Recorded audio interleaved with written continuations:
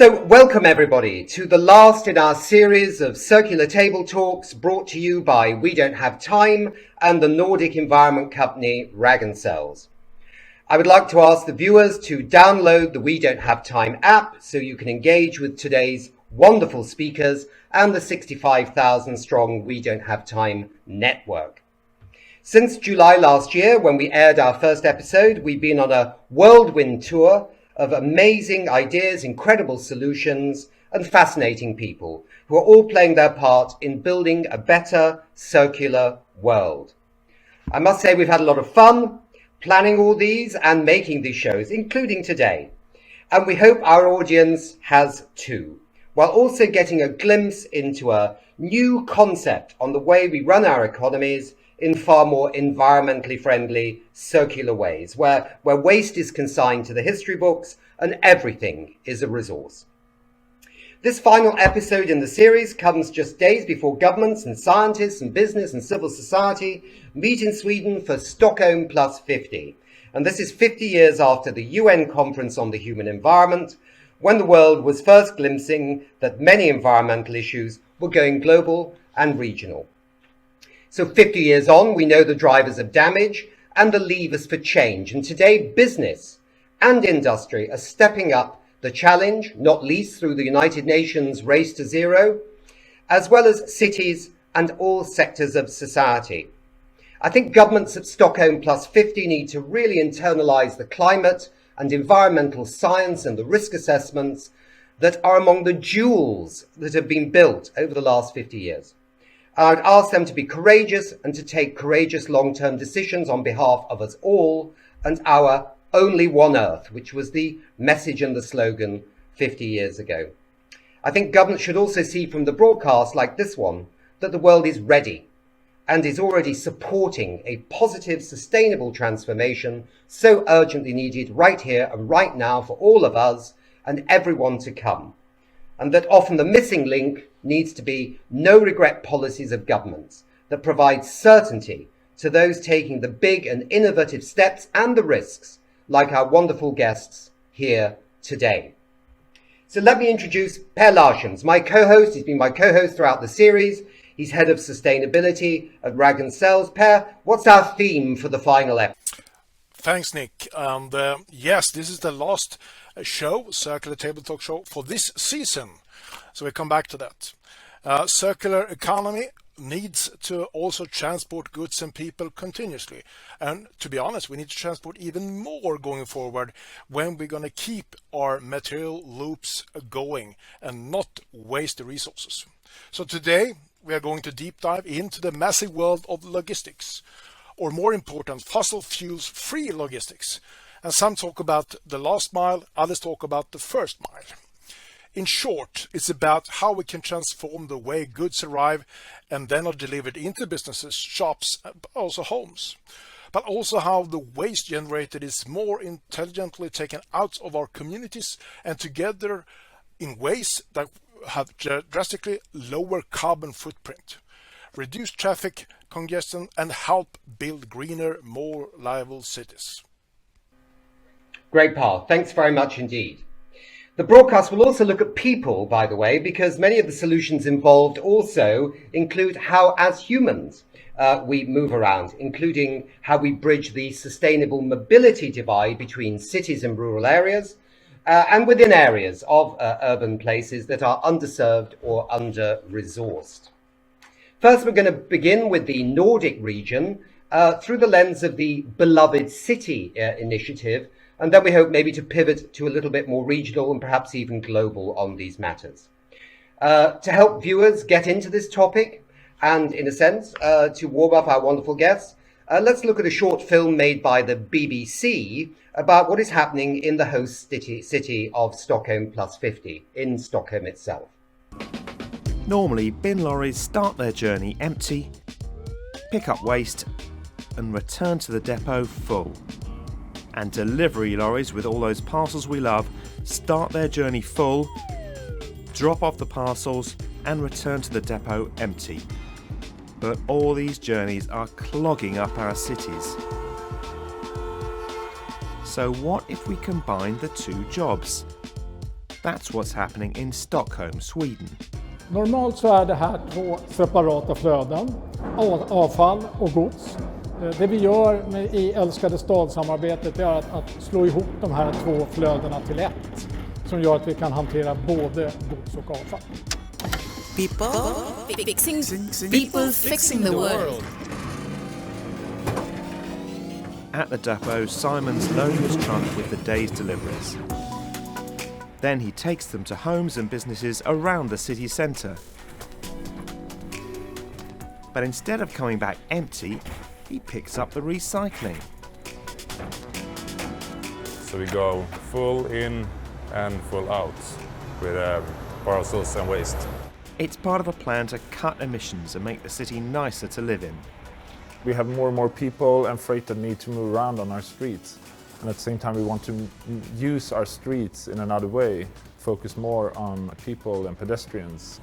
So a parcel company pays a waste company to do the final leg of the delivery. Ni har sett ett samarbete som går över gränser med olika företag som normalt inte jobbar med varandra. Det har varit ekonomiskt lönsamt från dag ett utan några tillskott stödpengar från andra håll. As a result, 3 bin lorries and 3 delivery lorries have been decommissioned and replaced by electric vehicles. The waste company says this has cut its CO2 emissions by 74%. But to really solve the problem, should we all order fewer parcels? I think people in general need to be more aware of the negative impact on their local environment when they buy something online.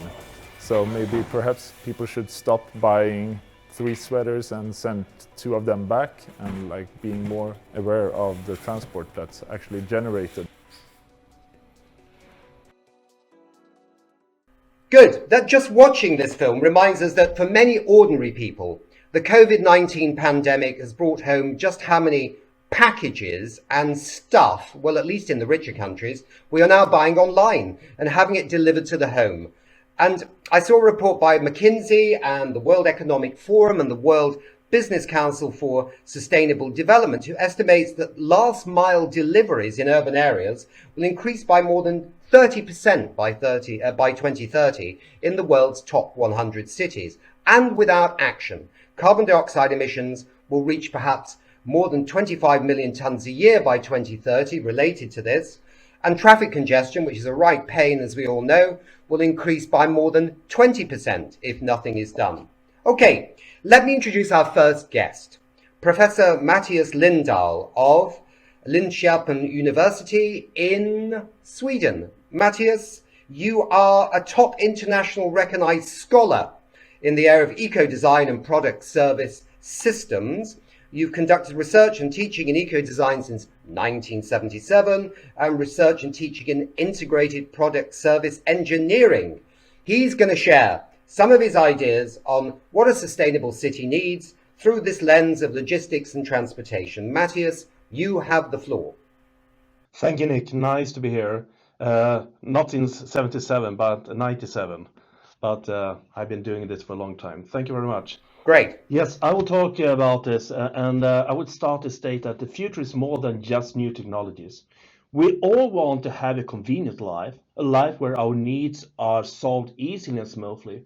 However, today it's not just about the quality of life. Our cities also, and we, need to urgently power up action dealing with big existential threats like rising resource scarcities and climate change. Not forget that as a global community, we have less than 10 years to halve our emissions to get net zero by 2050. In the old days, we had to produce the food and products that we needed to survive. But now we live in a society where we are buying most of what we need. Things have been transported over quite long distances, sometimes from places we don't even know about. We are also buying and using more things than ever, leading to an increased need for transports. And added on that, if we want to have a more circular economy, we also need more transports, as Per just mentioned. Transports that cause environmental problems, which is something we don't like to have in our society. We want to have a good society. Okay, we need to rethink. The question is how to solve the issue. The Beloved City initiative you just saw a movie about is a good and inspiring example. However, when we're thinking, we need to keep in mind what Peter Drucker once stated. The greatest danger in times of turbulence is not the turbulence, it's to act with yesterday's logic. And it's a risk we do that if we don't stop, have a thought before we start to act. So it's important not just to act. Instead, the starting point we should be considering is what is the right thing to do, what is effective, and then focus on doing that efficiently. But we have a tendency in society focusing on just improving things that we already have, instead of thinking, is this the real thing or the best thing to do? The thing is that otherwise, if we don't do this, it's a risk that we are solve symptoms and sub-optimize the systems that we need to modify and change. In my presentation, I will focus on logistics-related issues and not on all the other means that could be used to reduce the need for transport. For example, changing buyer behaviors, have smarter product solutions and so on, fewer parcels, etc. I will put that aside, focus on the logistic. In order to move forward, it's always good to remember the past. But we have a tendency to, in our modern society, forget about that. But we live in a society that changes, sometimes very rapidly. An example is shown on this picture that you can see here. And the thing is that just in a few years' time, the cars and trucks took over the scene from the horse carriages that earlier had been predominant logistic and transportation means on the streets of New York City. Before they take over, there were not only problems with bringing in the feed for the horses, but also environmental problems related to removing all the manure from the city center. It was a real environmental problem at the time. Then, with the cars and clean trucks, they were clean, or they considered to be clean. The problem was solved. Nothing was left on the streets, and they thought the logistic problems were solved forever. During the last 100 years, cars and trucks have helped to form our society, enable our cities, the ones you are living in now, to grow, but now we also see the negative effects.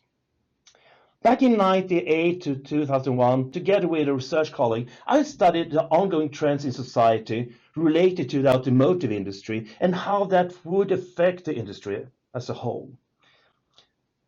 What you see now is a schematic picture of how the world automotive producers were already at that time squeezed from three directions, as seen on the left, and how that, in combination with emerging technologies, could give birth to new emerging mobility solutions.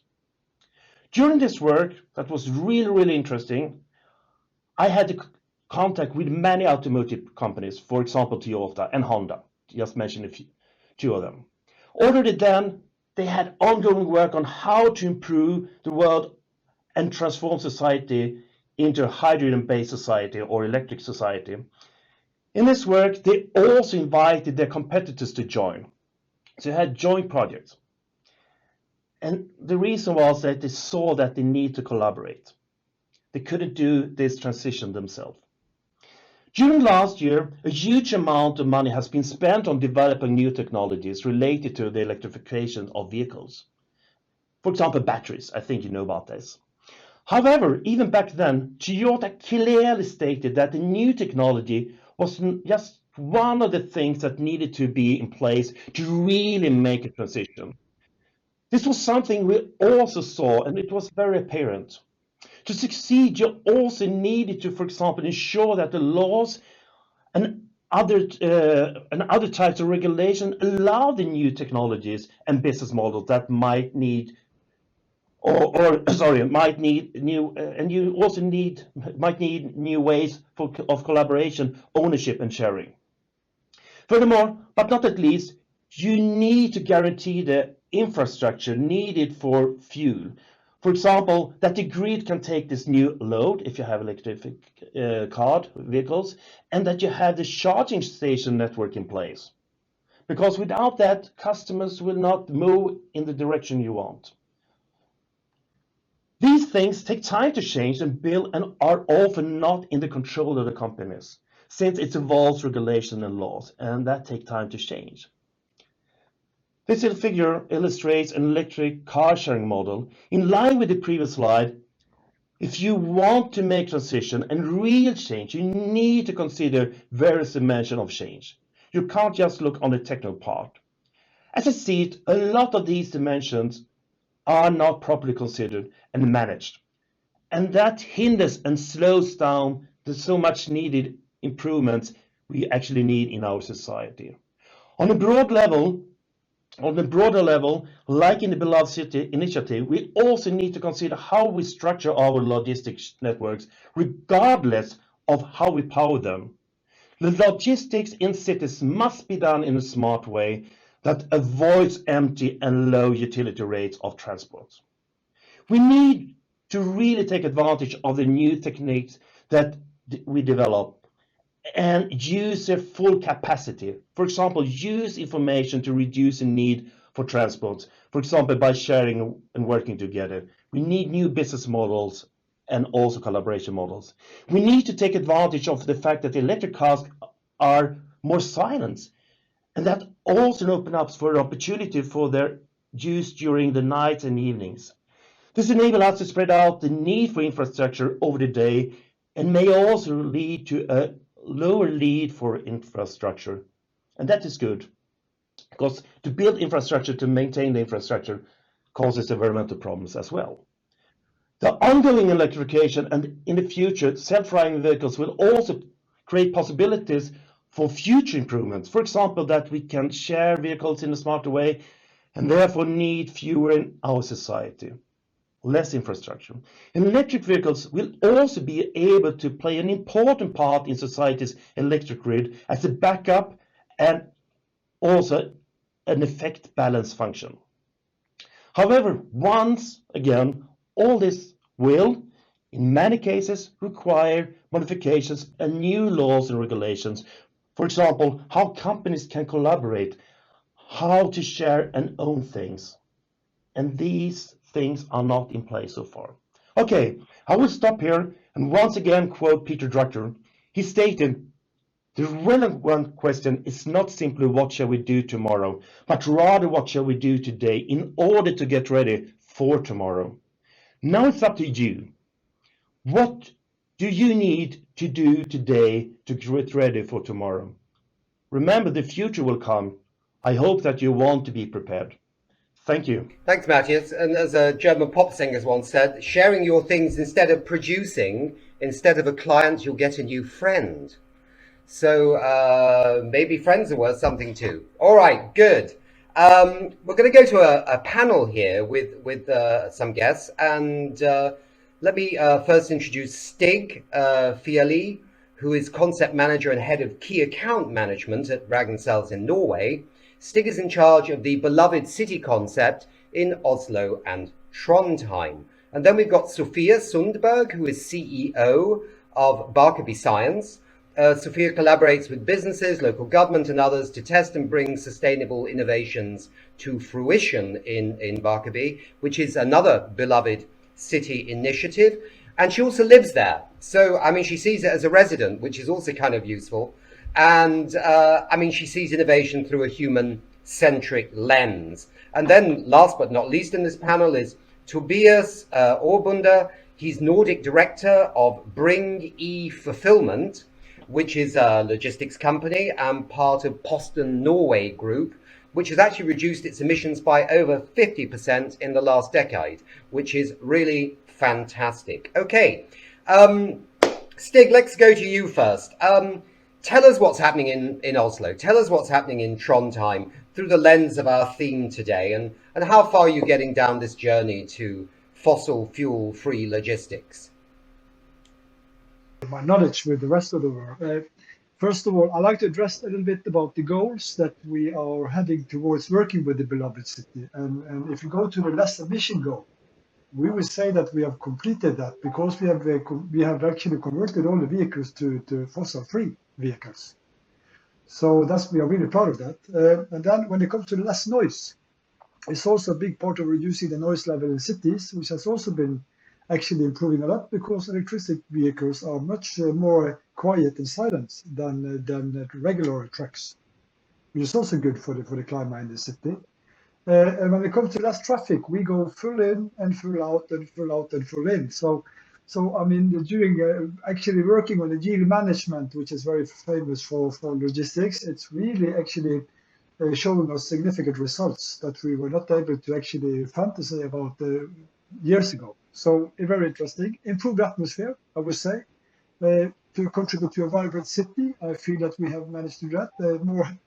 A more better place for people to be in actually the city by actually reducing the traffic. And then cooperation. I would like to address that as well through collaboration. And that's why I want to build a little bit on the collaboration part, because it's a very important enabler if you want to achieve this type of, what shall I say, business model as beloved city.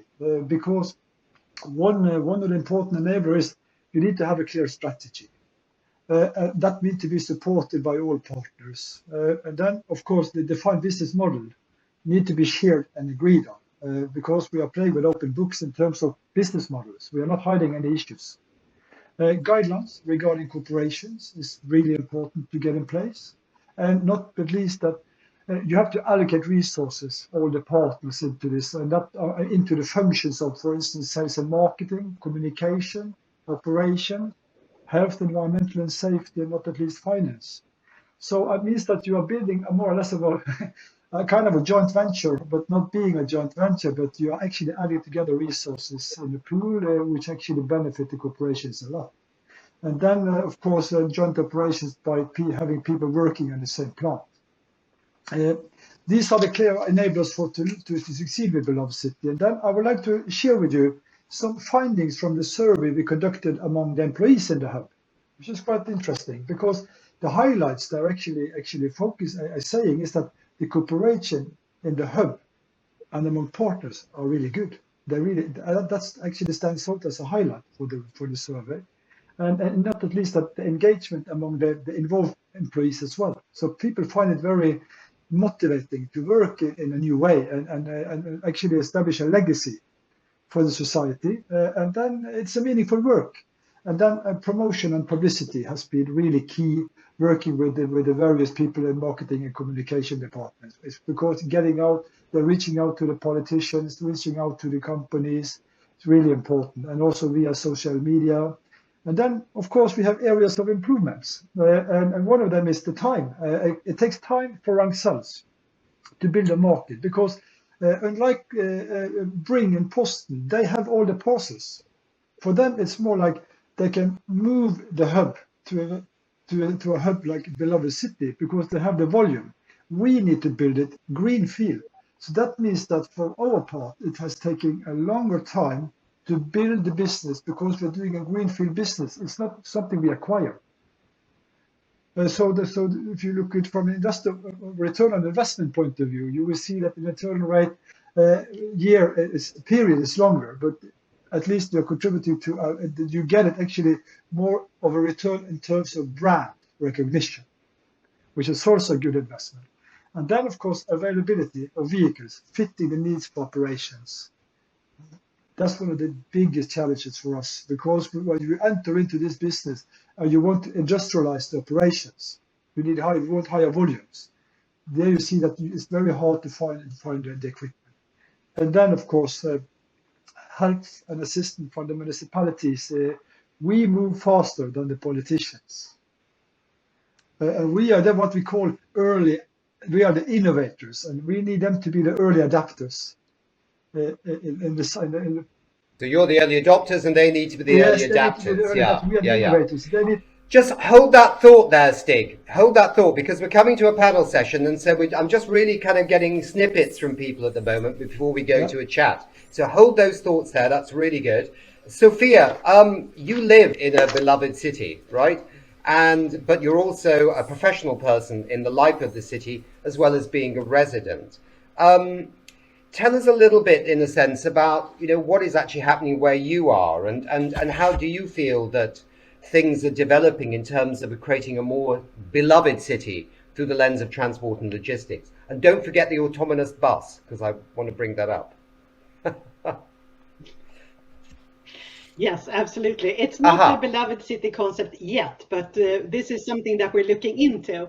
The Barkarbystaden, where I work and live, is a whole new city that's being built on an old airport. So this is one of the largest city development projects in Northern Europe. And it's being built on an old airport, and everything is coming up from nothing and new things. So it, of course, needs to be done in a sustainable, innovative way. And the municipality where this is, just outside of Stockholm, has also signed something that's called a climate contract. It's called Viable Cities, and this municipality was one of the first 9 in Sweden to sign this contract. And that says that by 2030, the municipality wants to be climate neutral. And then, of course, we need to look at different innovative solutions to get to that goal. And one of the first things that Barkarby Science was a part of is the autonomous bus that you mentioned, Nick. And that was in 2018. So it was the first in the world that was autonomous, running on a schedule. And then the project has been developing along the way, and a longer route. And now you can actually, it's on demand. So you can order the bus to different places within this part of the city, and then be dropped off at another specific part of the city. So that's just one of the things. And lessening the greenhouse gas emissions is, of course, a big part in this. And transportation and logistics, they are a big part of the greenhouse gas emissions. So if you can lessen that, that has a very big impact. And we're also attracted by parts of the solutions where it's less noisy, less vehicles on the streets. And I think the one of the operative words is what you mentioned in the beginning, Nick, when you said courage. We need to have courage to look at new types of business models and new ways of collaboration. And that's why I personally love the Beloved City project, because it has a lot of courage, people, new companies working together with new business models, finding new solutions. So yeah, that's one of the things, one of the reasons, or several of the reasons why we're looking into the Beloved City as a model for our new super, city Sophia. that we're building. Just park those ideas for a moment. Tobias, this issue of collaboration, right, and businesses, different businesses working together to deliver on this kind of environmentally friendly logistics, if we can put it that way, and hopefully one day totally fossil fuel free logistics everywhere. Did you ever imagine that your kind of company might be working with, say, a waste company like Ragn-Sells? We don't call Ragn-Sells a waste company anymore, we call them an environmental company, but the materials they are dealing with are what people in the past might have thought of as waste, which we see as, of course, as a resource now. Tell us a bit about that kind of unusual relationships. Yeah. Yeah, it was not an easy decision for us when the question come. Of course, we have bring high goals for sustainability, and of course, we need various of actions to reach our goals. And of course, the obvious is to change our car to electric and biogas. But collaboration is one important thing. But we never thought that we're going to collaborate with a waste company. But should we remove our cars and go along with our parcels with collecting in waste? It never crossed our minds. But I'm really glad that we took the step and have the courage to say yes to Ragn-Sells. And I think I thought a breakthrough was when we created the independent brand Beloved City, because that solved a lot of dilemmas for both of us. And make sure that we can get in other companies in the future and now, and it could be different companies that collaborate in different cities, in different countries. Mm-hmm. So I think that's the platform to getting further on with wow. So we could see Beloved City as a brand that starts going around the world, which would be an interesting idea. Yeah. So good. Let's have a few questions here before we go to the next part of the show. Per, you've got a couple of questions you want to ask, yeah? Yeah, I think that people are so polite here. Everything looks like it's shiny and everything works, but I know we have just 4 cities that are not doing it. And I believe that we really need to make sure that we have the policymakers taking action. Someone needs to enable it happening. We need to have procurement in place. So I would like to touch about that as the first question, especially Stig. What is the challenge? Why doesn't it grow faster? Is it the location, or The challenge what is the reason? there is actually to find the location fitting the needs of beloved city. I believe Tobias could agree with me on that.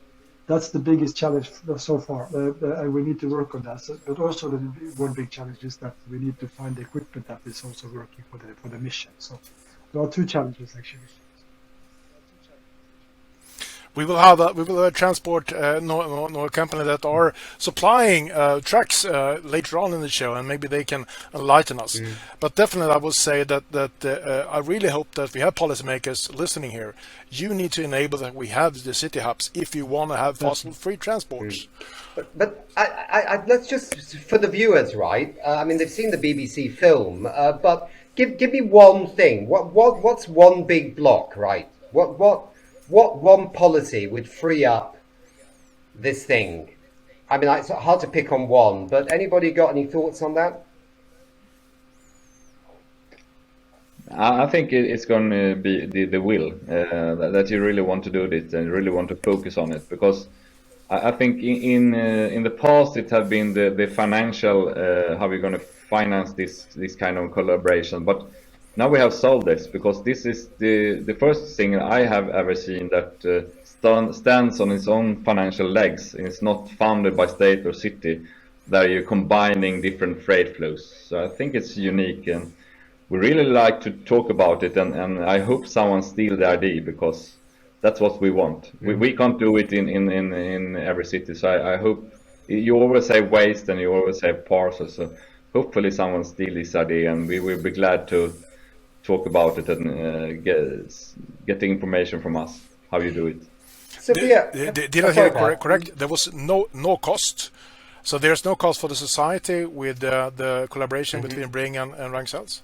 No, it stands on its own financial legs and financed by the Ragn-Sells and Bring, and it's a good business for both of the companies. Otherwise, we haven't grown from Stockholm to Malmö and Trondheim and Oslo that we did the last 2 years.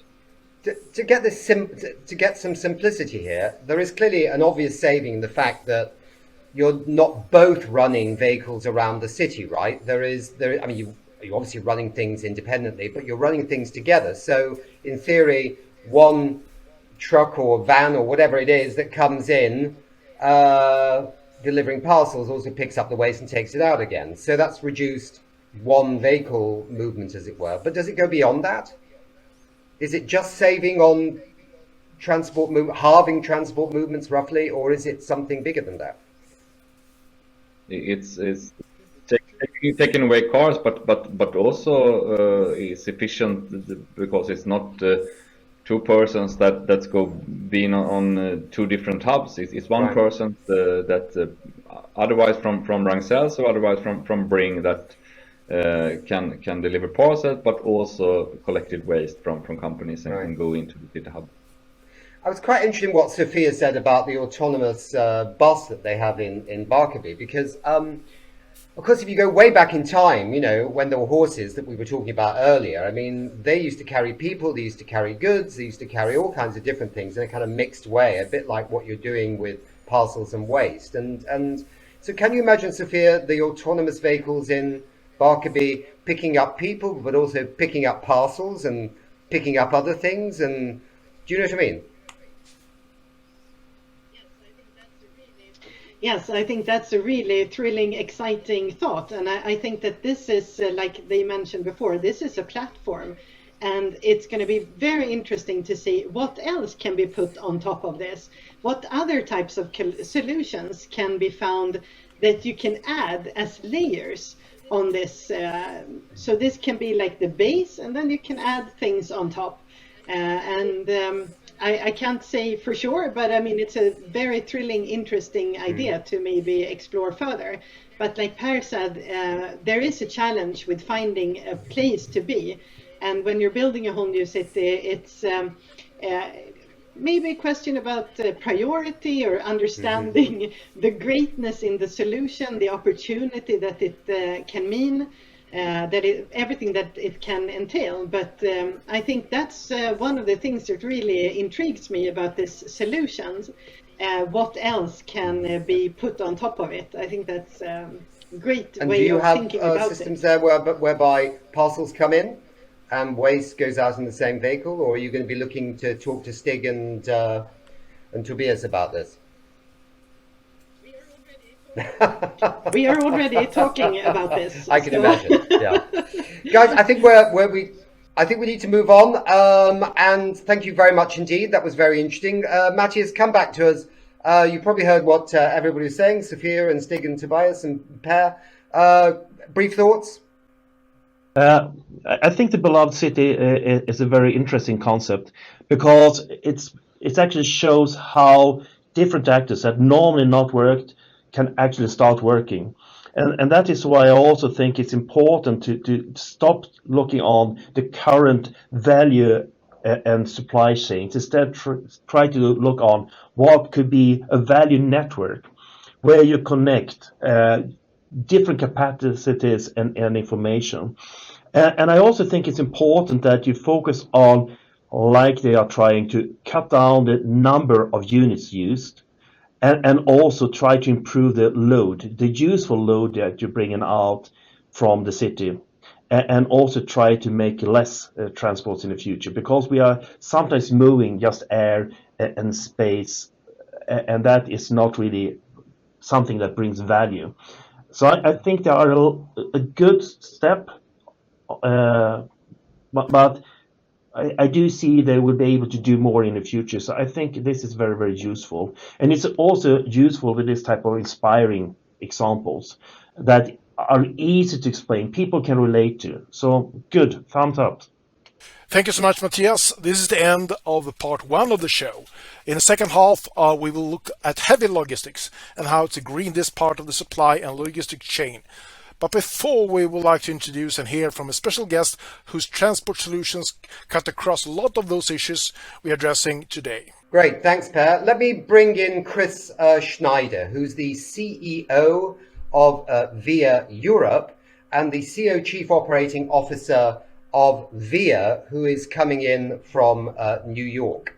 VIA has a unique on-demand technology and micro-mobility solution that is revolutionizing the way companies, cities, schools, and citizens are accessing sustainable transport, while also bridging the rural-urban divide. Chris, are you with us? I'm with you. Super. I hope you heard the introduction there. And Chris, tell us a little of your technology and your journey, where you started and where you are today.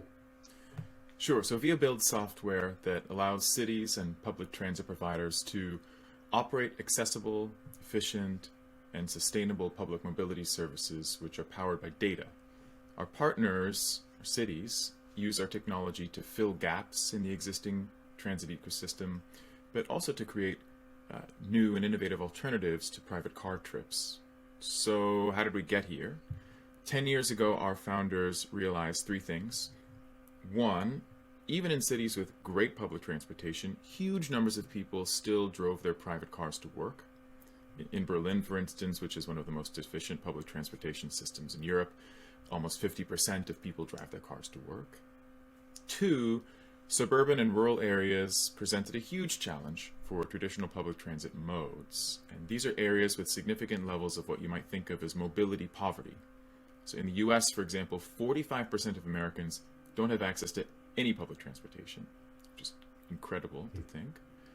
And third, at the start of the 21st century, public transport, which is a multi-trillion-dollar industry, was still running almost entirely on technology that was invented in the 17th century, which is to say fixed routes and schedules. So the idea behind VIA was that technology could have a huge role in solving these challenges. And when I say technology, what I mean is specifically smart algorithms that can create efficient transport networks based on real-time demand. So across the last 10 years, we've pioneered a new category of technology called transit tech. And today we're working with over 500 cities across 35 countries to enable our transport partners to solve a number of challenges. First, creating on-demand bus services to fill transit deserts in suburban and rural areas, upgrading legacy paratransit services with a modern user experience, digitizing school bus services, and enabling new and intuitive ways to actually plan transit networks and streets.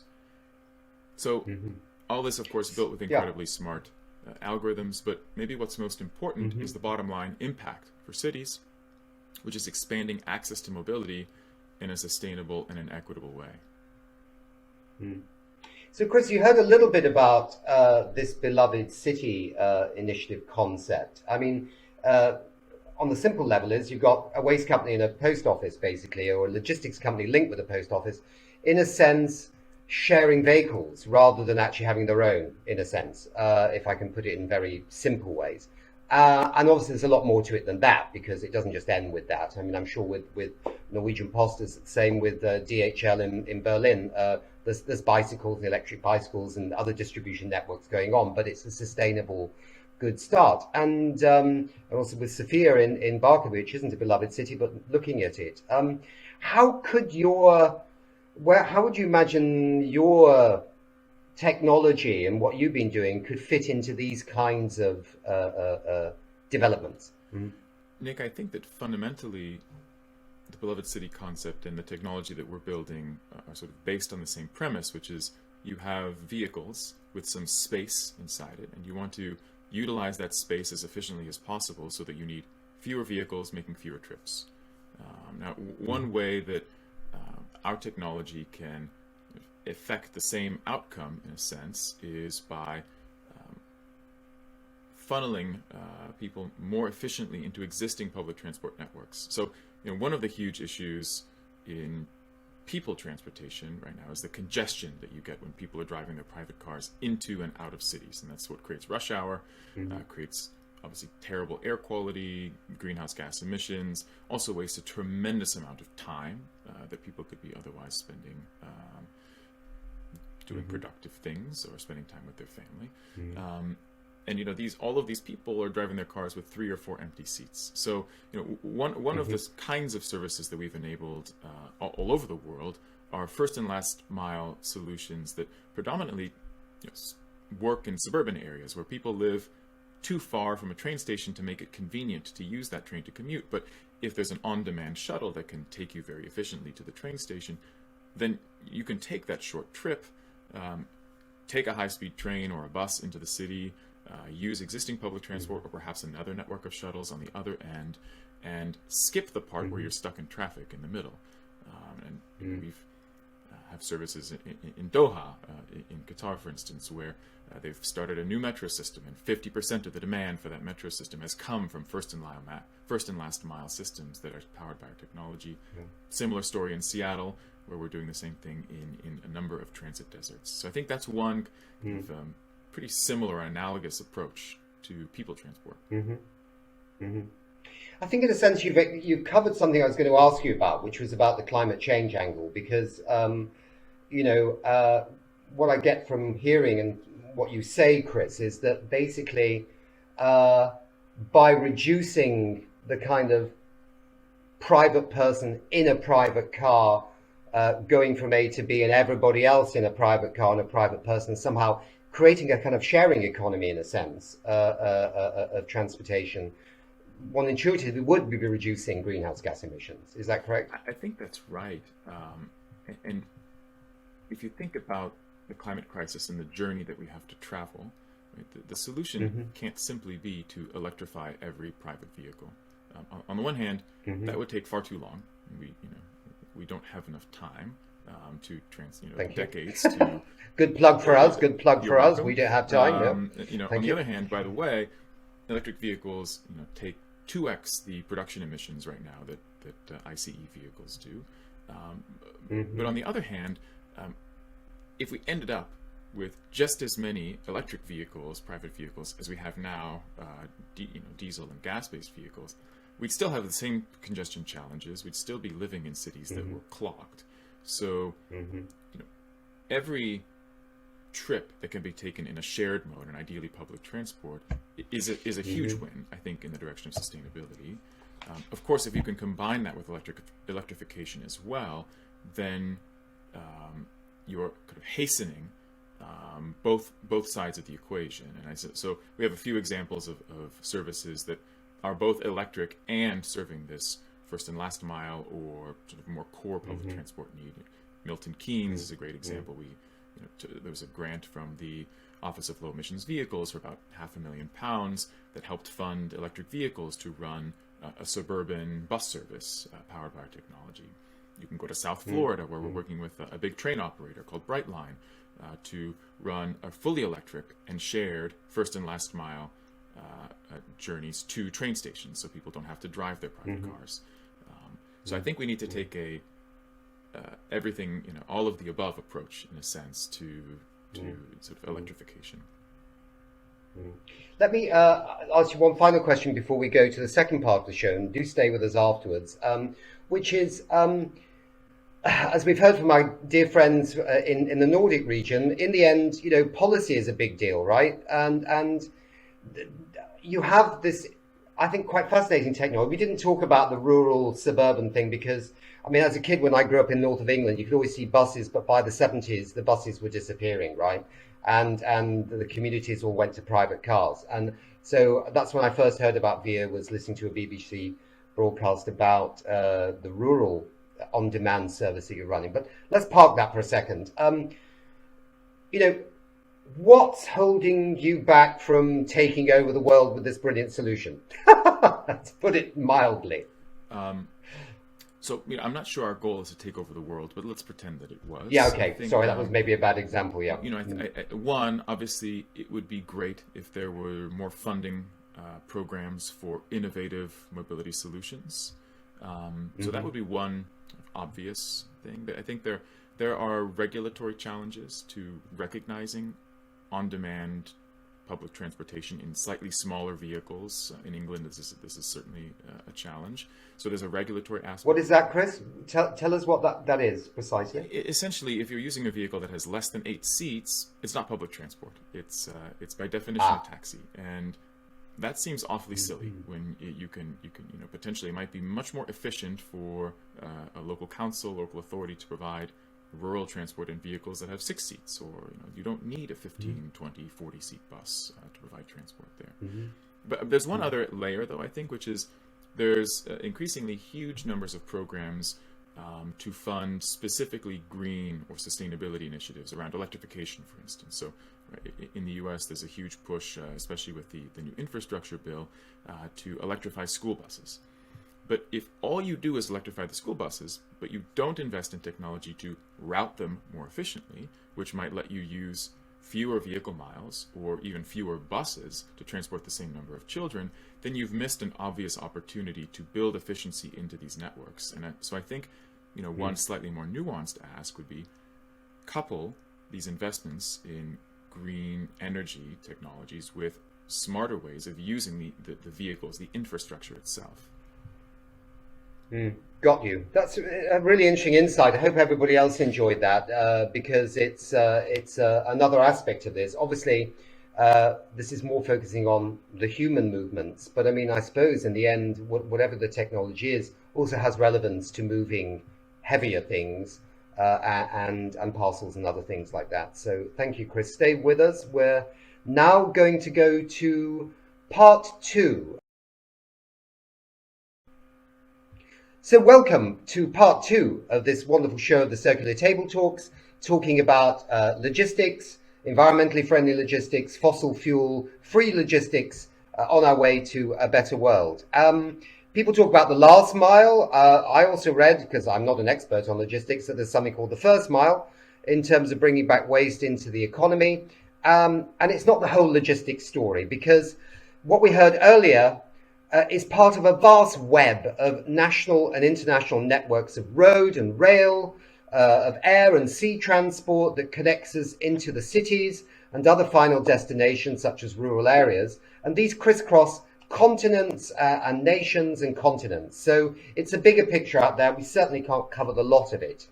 But in this section, we want to look at some of the interconnections, especially in respect to catalyzing low or zero emission heavy logistics. We've got some speakers here on a panel, and let me introduce you to our first speaker. It's Jonas Wiebom of Ragn-Sells, who is involved in the pioneering circular ash to salt projects. I think I need to mention what that is to the viewers, or else they wouldn't know. But this is a very new development that we've actually showcased on a previous episode. And this is taking fly ash, so ash from the incineration of things like household waste. And instead of sending everything to landfill, they're actually harvesting valuable salt-based materials from this ash that are needed by industry and agriculture. So it's a new way of bringing back materials into the economy that are used for farm and food production, and also other projects that would have gone to landfills or would have been requiring more virgin resources. And these often come from faraway mines or production facilities that have a heavy carbon footprint. It's a bit complex, but you need to know that it's a very interesting new development, but it needs logistics to support it as well. Okay, a long introduction.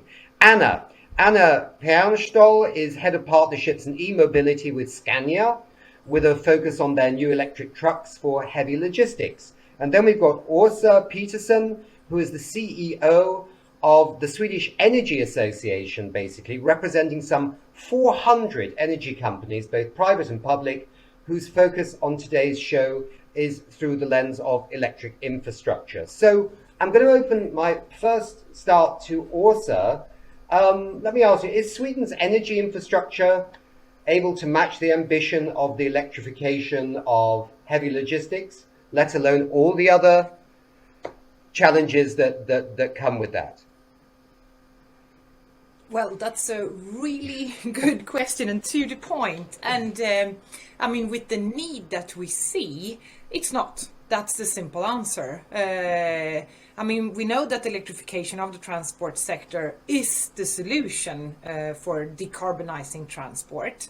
And today we see an incredible acceleration of e-mobility in Sweden, especially in cars, but with the heavy duty transport now really hitting ground. If we look at the car side, every third new car will be electric in 2022 in Sweden. And by 2030, we expect to see 100% of new sales of electrical cars. On the commercial vehicle side, here we expect to see a 50% sales of new sales by 2030. That's what the industry themselves says.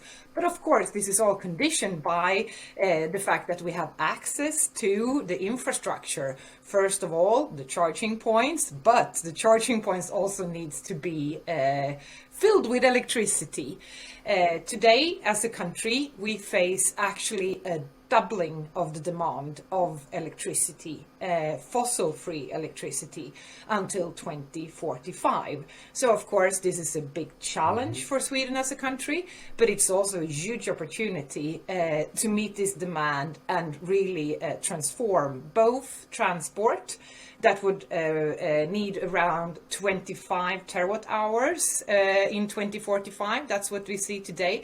Today, just as a note, transport sector consumes 3 terawatt hours, and that's then all basically consumed today for trains. So I mean, this is all growth that we see due to the electrification of both passenger cars and commercial vehicles. And then we have the whole industry transition on top of that. So here, of course, Sweden as a country needs to build a lot more production, but we also need to massively strengthen the electricity grids.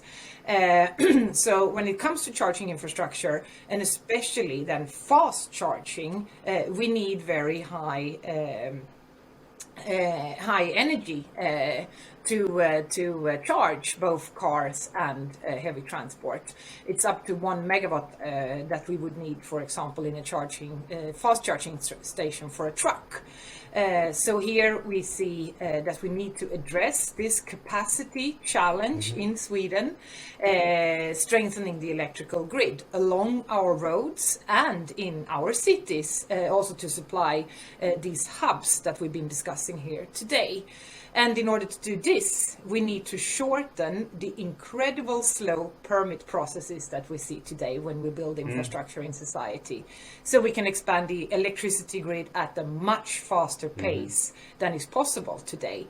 And we also need to use the grid more efficiently, because maybe we don't need to match the grid capacity exactly with the actual need, because there is also technologies like smart charging and control charging with which you can control charging over time, and also apply more flexible grid connections.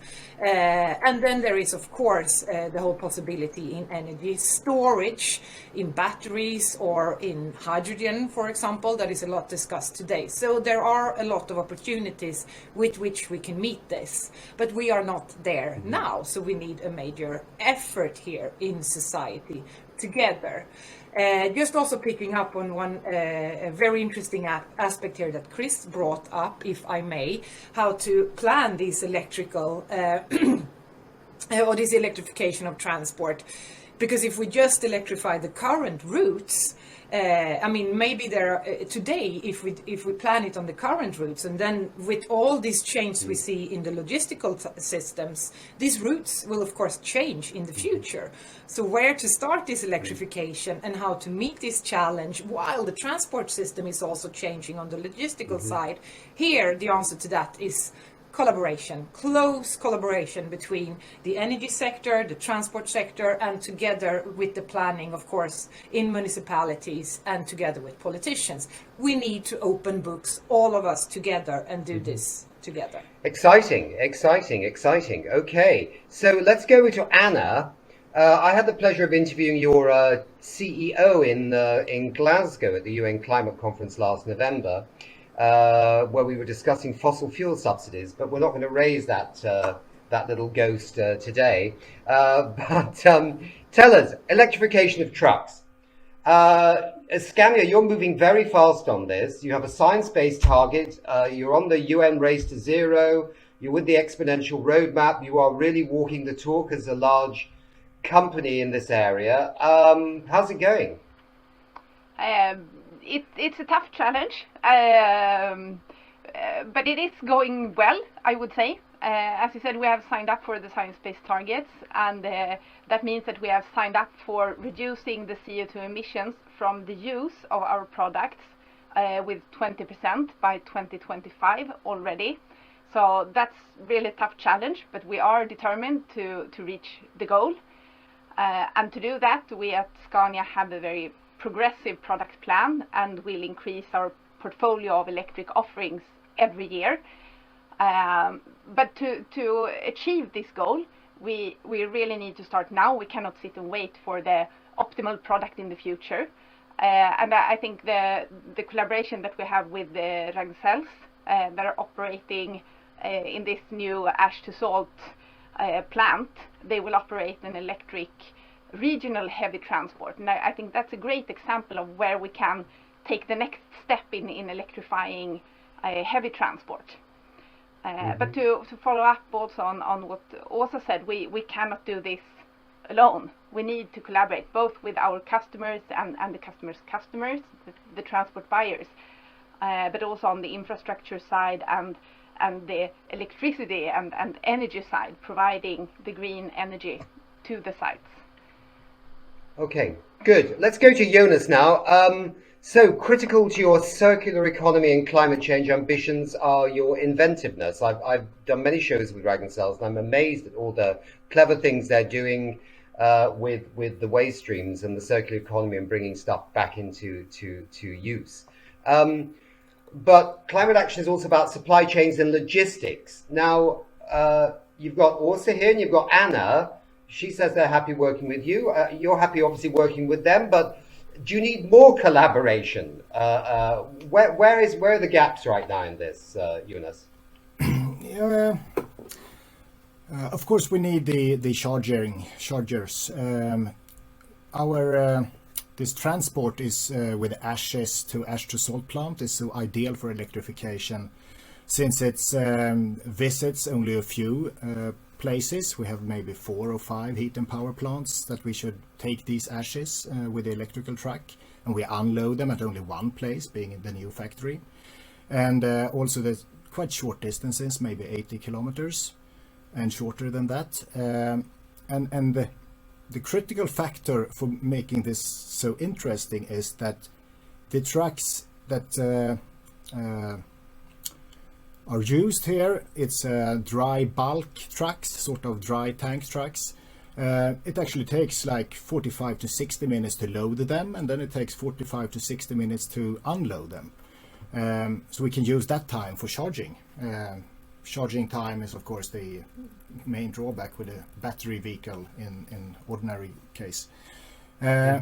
But this requires some sort of collaboration also with the customers, the heat and power plants.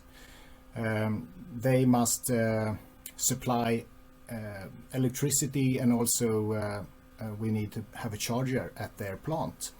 But since they are also electricity producers, they're quite susceptible to this solution. When we took this idea to Scania in the beginning, they confirmed that this is actually an ideal transport for electrification due to the short distances and the loading and unloading time. Okay. All right. Let's bring Chris back, and let's bring Matthias back, and Matthias back, and Per is still with us. Matthias, let's just first start. You wanted to say something to Chris, right, about what he was saying before, and could you just, maybe fire away on that one?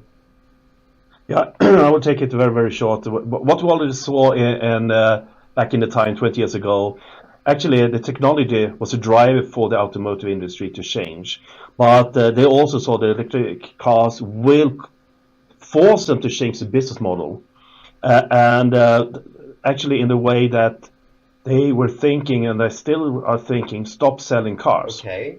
Because selling cars is not a good business, especially if you have electric cars. All right, because park that idea, Matthias. It was getting there, and we'll bring you back in a minute. Okay, Per, you come in here on your question. Yes, coming back to that, to the first session also, you talk about the ideal situation. He thinks that it's just to do it, but I guess there's now problems. We heard from Åsa about the possibility to get the electrification. Scania, you're now launching your new truck in the collaboration with Ragn-Sells. But to be honest, what do we want politicians to do? What do we want to happen? That I would like you to more elaborate on. Is a question to all, or? I think we're to Jonas and Åsa and Anna right now, I think, but let's you can come on that in a second, Matthias. What do you want governments to do, is Per's asking, yeah? Åsa, Jonas, Anna? Yeah, if I may go first, I think I was already pointing to that in my presentation. It's really about the permit processes. It takes way too long today to get a process to build an electrical grid or to build a wind park. Here we need to, as a society, decide and prioritize. We have set a target in Sweden to be climate neutral by 2045. But then we also need to have the processes in place to support that target, to make it on time. The Swedish government has actually presented this electrification strategy, which I think in a way is actually unique, because here the government has been speaking to industry, transport sector, energy sector, and put together a list of measures that need to be fulfilled in order to be able to meet this doubling of electricity demand that we're facing as a country. But we need speed to start delivering delivering on those measures that have been identified. We know what to do, but we need to put pressure behind it and resources. Sometimes it's quite simple. There are not enough people working in the bureaucracy to make this happen. Right, and this is in Sweden, right? This is not in a poor developing country where, you know, money is fantastically limited. This is in one of the wealthiest countries in Northern Europe, right? Okay, that's a good point. Matthias, you were trying to make an interesting point to Chris before. Maybe have another go at that. Yeah. Yeah. I'm not sure where to start, but what we saw then back in the time was that the driver is, when you change into electric cars, electric motor is much more durable. We need less service. We have the trend towards automotive cars in the future, vehicles, the batteries, etc. So they saw that you also need to change the business model and stop selling cars, because that will not be profitable in the future. And they will then also be able to take advantage of the knowledge, the information they are collecting. So, for example, what you highlighted, Chris, to use less units but provide more value, to optimize the load, shorten the distances we transport things, and also improve the flexibility. So a lot of drivers that goes hand in hand in the way we want to move. But the problem is up in here, it's our mindset. So especially among guys like me and maybe Per, sorry to say, but we are old bastards. We are thinking in the old way. We want and still think we need our car in order to use it. But in the future, that will not be the trend or what people want. And also globally, we are in the mega cities. People can't afford to have an own car. And the cities can't afford, because they are already now emerging heart attacks or traffic attacks. So what's the question? What's the question, Matthias? What's the question? Is it an observation or a question? No, it's an observation, but it also goes back to the fact that politicians need to start actions in changing how should should we encourage people to start changing the mindset? And ways to do that is changing the tax system. For example, here in Sweden, it's preferable if you own your car instead of renting it. It's also how companies are taxed, ownership rights, sharing rights, etc. So a lot of the legal systems, but also how people are calculating when they're buying cars. And it's also about regulations, because there are regulations hindering companies from collaborating. If Volvo and Scania start to collaborate with some electric energy companies, that would be no according to competition laws and so on. So there are a lot of things that are absolutely, Matthias. That the politicians need to take care of. Chris, you want to come back on that? Anybody else want to come back on that thought? Can Scania work with Volvo, or is that not allowed, or I don't know? Chris, any thoughts there? I mean, on the mindset and the mind shift question, I think Matthias is absolutely right. But, you know, I would also, speaking from a position of privilege, there's some of us who, you know, might choose to drive their car because it's more convenient or more comfortable. And there the challenge is, can we provide you with a mobility solution, and maybe make your car more expensive to the point that your kind of tipping point for your personal preferences kind of changes. But let's not forget that there are many people, and maybe not in Sweden, but certainly in the US, that have no choice but to buy a car. And so, you know, they spend it's the second largest expense in a household for you know, many families that don't have access to public transport any other way, and they would rather not have to have a car. It's extremely expensive. It's money they could spend on food or education, and there I think we have an obligation in a way to provide a better option. What about this? Anybody else got any views on this point?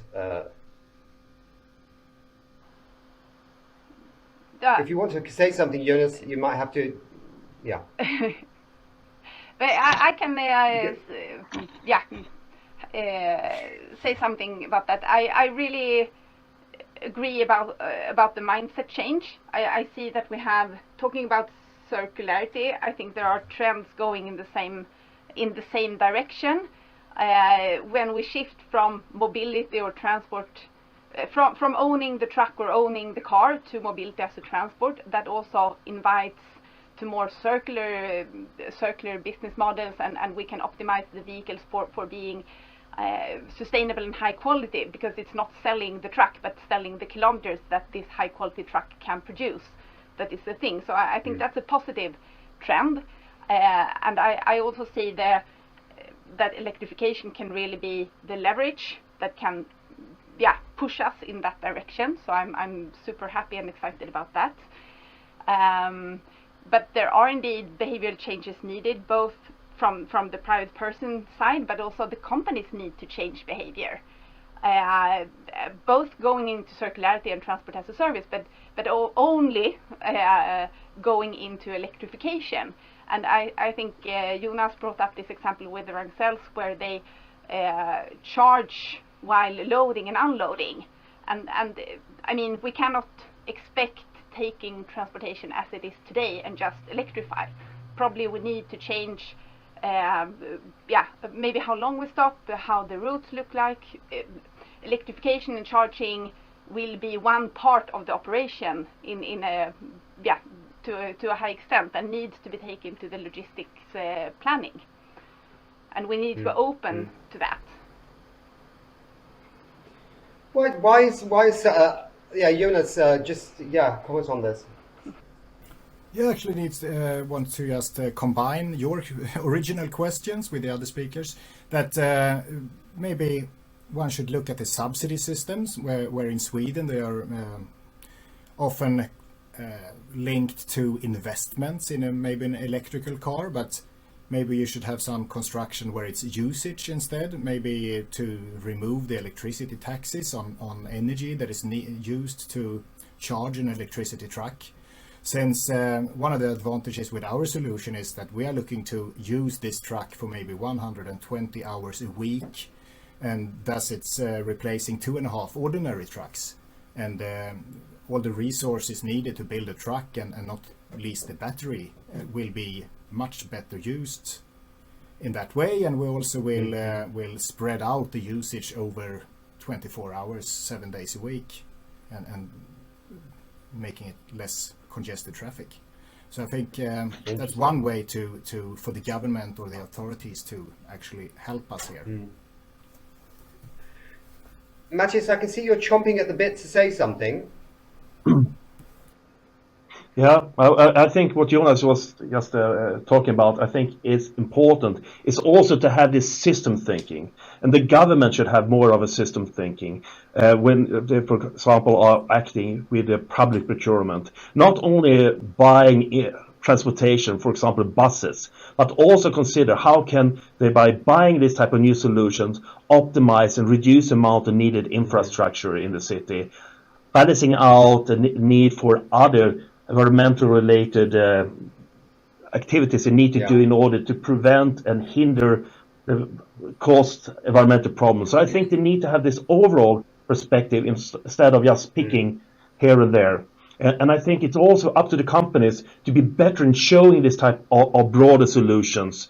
And also that also needs collaboration. And to add on that, I think we should not talk about supply chains or value change. We should talk about value networks. They're much more complex than the traditional ones. And that needs collaboration, but also new ways of sharing values within those networks. We're getting close to the end of the show. I would say that I have 3 kids, and they're all in their 20s, and none of them own a car, and wouldn't dream of owning a car. So I think there is a generational thing here. Chris, I want to ask you one quick thing. Are there any other innovations in your pipeline that these people would like to know about? And one quick question, are you going to go for on-demand electric trucks in the future? That was a more tongue-in-cheek question. That's a great question. It's not currently in the pipeline, but maybe I'll tell you about what is, and this is building on, I think, Matthias's point and the discussion around systems, which is one of the newer parts of our portfolio, if you want to think about it that way, is a set of planning tools. So we purchased a company called Remix about a year and a half ago.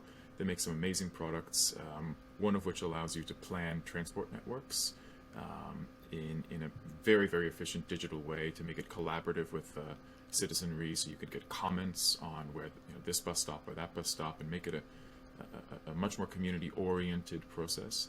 But there's also an element of that product that allows you to design streets, and I think one of the big movements, especially across, I think it's been accelerated across these pandemic years, has been rethinking how we use our streets. And it's the 15-minute city in Paris, it's Barcelona's superblocks, and when we're thinking about retrofitting existing cities, whether it's with the beloved city concept or to be more focused around people and walking, and not giving up so much of our street space to vehicles, but actually to lives and to human beings, to be able to reimagine a street network for public transport and bikes and walking, but not so much the private car. That I think is an increasingly important piece of the overall picture, because you can bring individual a bike here, a logistics platform here, but I think it's really imagining how that will all fit together. So that's one very important direction, I think. Per, any question you want to ask our guests? A kind of final question, maybe. I think that we can really summarize this with one word: collaboration and collaborative skills will be crucial going forward. And we're not there yet. We have a linear thinking. It means that we just maximize the profit short term. So that's the big thing. And then I believe definitely we talk about the system thinking. It's coming back all the time. How can we make it happen in the society? How can we have the policymakers understand not to regulate things, but to enable things to happen? So again, collaboration. So let's meet all around the table. We talk about circular table talks here. So why not make sure that we on every show has policymakers, not maybe for them to answer questions, but to listen and to learn and then to act. I think that I take this as the closing remarks, I believe. And I think it was great to have all speakers speaking about the problems, the possibilities, but also about the need of collaboration. Good. And I must say I learned something. I never really thought about logistics before, and I've been involved in the environment for donkey's years. And I've always, cities, green cities, always seem to be very simple. But now I realize there's a lot more to it than meets the eye. So I think, again, you need to expose these concepts to policymakers. So look, thank you, ladies and gentlemen. Thank you to Per, my co-host and moderator, or maybe I'm his co-host. I don't know. It works both ways. Thank you. It's the end of our series on the Circular Table Talks. I want to thank everybody who came on at the beginning, everyone who's been on in the middle and the end for being with us. And please look out for We Don't Have Time in June, where we will be broadcasting from the Space Arena in Stockholm for Stockholm Plus 50 with 6 days, I believe, of 8-hour programming on all kinds of issues of what's facing our world. So thanks very much for taking part. Please check up on what we're doing, and goodbye.